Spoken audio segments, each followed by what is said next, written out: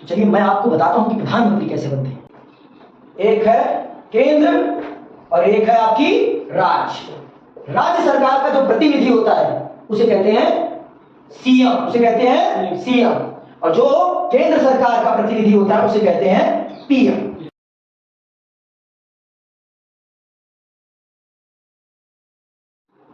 चलिए आज मैं आपको एक रोचक प्रश्न का उत्तर देता हूं।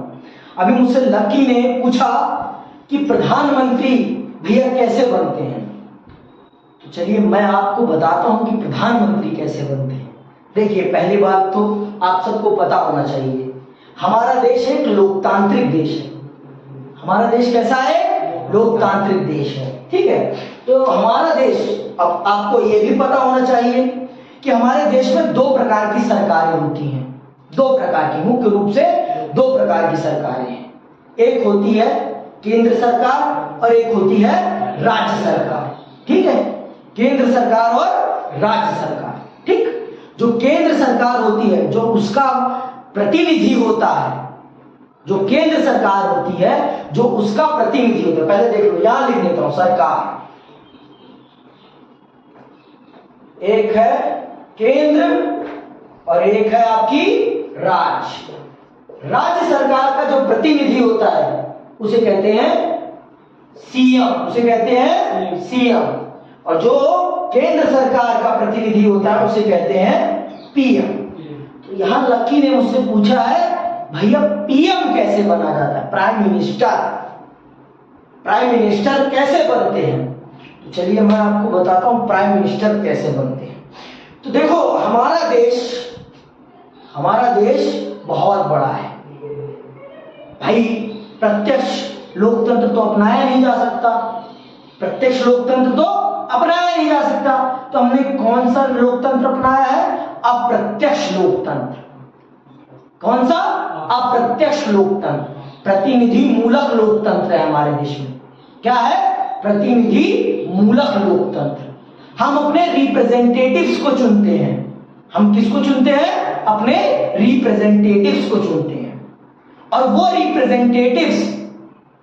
रिप्रेजेंटेटिव्स मिलकर एक बंदे को चुनते हैं जो हमारे देश का क्या बनता है? Prime minister. तो चलो मैं आपको पूरी विस्तार से पूरी कहानी सुनाता हूं, ठीक है। पूरी विस्तार से आपको पूरी विस्तार से कहानी बताता हूं कि प्रधानमंत्री का क्या है चक्कर, कैसे बना जाता है प्रधानमंत्री। आपको मैंने बता दिया दो प्रकार की सरकारें हैं। केंद्र सरकार, ठीक है, केंद्र सरकार। इतना बड़ा भारत है, इतने बड़े भारत में कितने प्रतिनिधि चुनकर आते हैं। भारत को हमने लोकसभा चुनाव के लिए कितने भागों में बांटा हुआ है? लोकसभा चुनाव के लिए हमने कितने निर्वाचन क्षेत्रों में बांटा हुआ है? 543। कितने?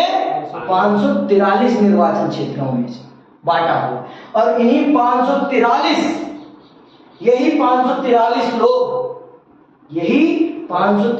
लोग जो जनता के द्वारा चुनकर आते हैं, यही 543 लोग चुनते हैं भारत के प्रधानमंत्री को।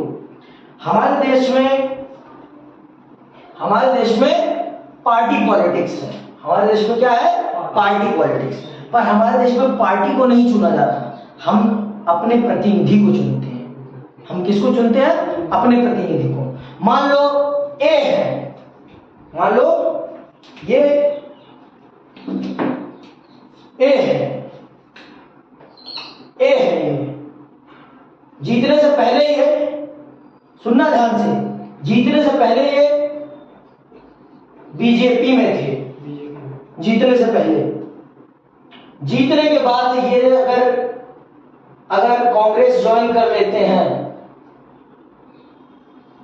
तो इनका निर्वाचन रद्द नहीं होगा। इनका निर्वाचन रद्द नहीं होगा। ये तब भी प्राइम मिनिस्टर नहीं बता रहा, ये तब भी जनता के प्रतिनिधि बने रहेंगे। क्यों? क्योंकि हमारे देश में हम पार्टी को नहीं चुनते, हम व्यक्ति को चुनते हैं।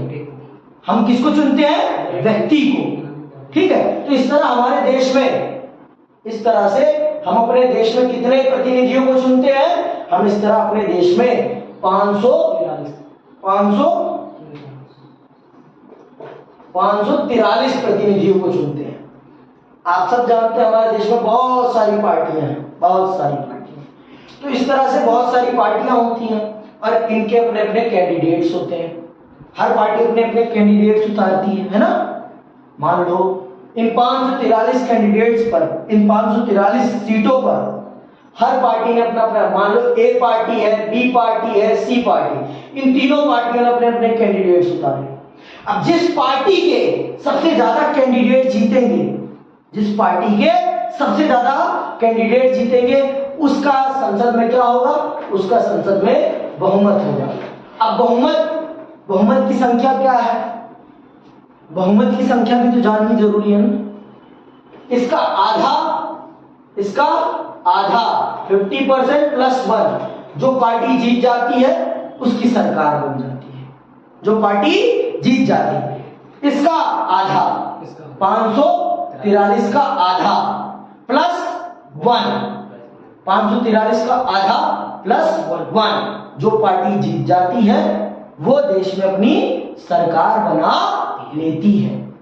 वो पार्टी देश में अपनी सरकार बना लेती है। समझ में आ गई? तो मान लो ये जो तीन पार्टियां मैंने ए बी सी दिखाई आपको, इन तीन पार्टियों में से जिस पार्टी के भी सबसे ज्यादा कैंडिडेट जीतते हैं, जिस पार्टी के सबसे ज्यादा कैंडिडेट जीतते हैं, मान लो ए पार्टी के सबसे ज्यादा जीत गए, बहुमत के लिए कितना चाहिए? बहुमत के लिए कितना चाहिए लकी? इसका आधा बताओ। 543 का आधा कितना होगा? 50 + 1। अरे 543 का आधा करो। 543 का आधा कितना होता है? 543 का आधा 2 से डिवाइड कर दो, 2 से भाग कर दो। ये लो 2 से भाग करो, इसको डिवाइड करो। 4 नीचे आया 1, कितना हुआ? 4 आ गया ना भाई।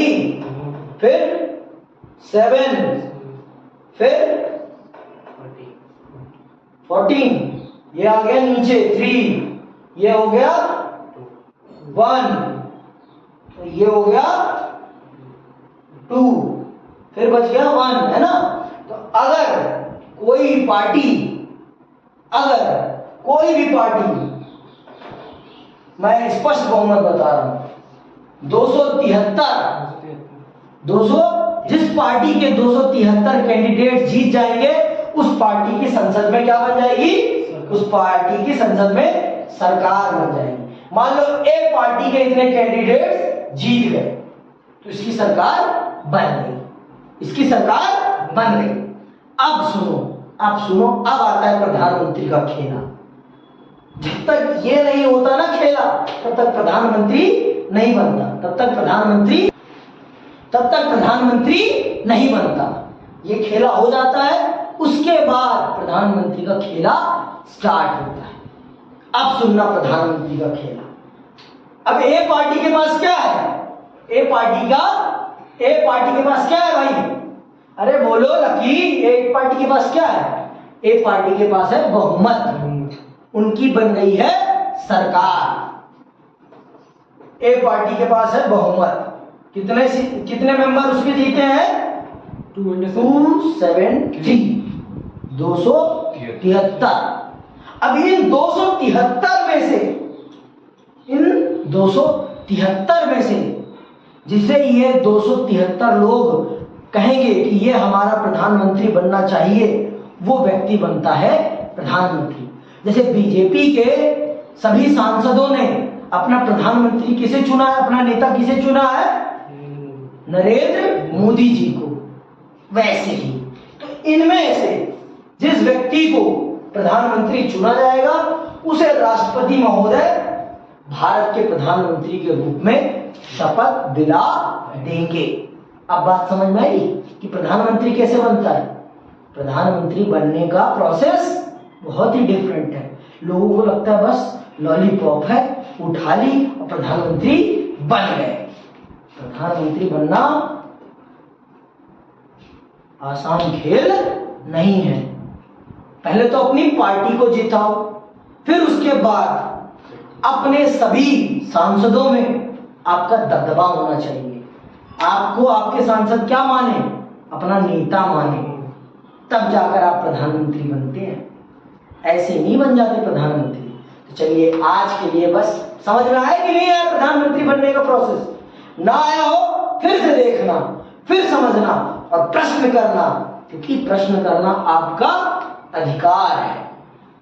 और यह अधिकार आपको कौन देता है? यह अधिकार आपको भारत का संविधान देता है। यह आपका मौलिक अधिकार है कि आप सवाल करें। लेकिन हमारे देश के बच्चों का सवाल करने में कोई इंटरेस्ट नहीं है, कोई इंटरेस्ट नहीं है। अगर भाजपा कुछ गलत करेगी तब कांग्रेस वाले कुछ खोलेंगे मुंह, अगर कांग्रेस कुछ गलत करेगी तब भाजपा वाले मुंह खोलेंगे। गलत के खिलाफ दोनों मिलकर कभी लड़ने के लिए तैयार ही नहीं होते। इसीलिए देश में अपराध है। अगर दोनों मिलकर अपराध के लिए लड़ने के लिए तैयार हो जाए ना, तो देश में अपराध खत्म हो जाएगा, देश में अपराध खत्म हो जाएगा। चलिए आज के लिए बस इतना ही। जय हिंद,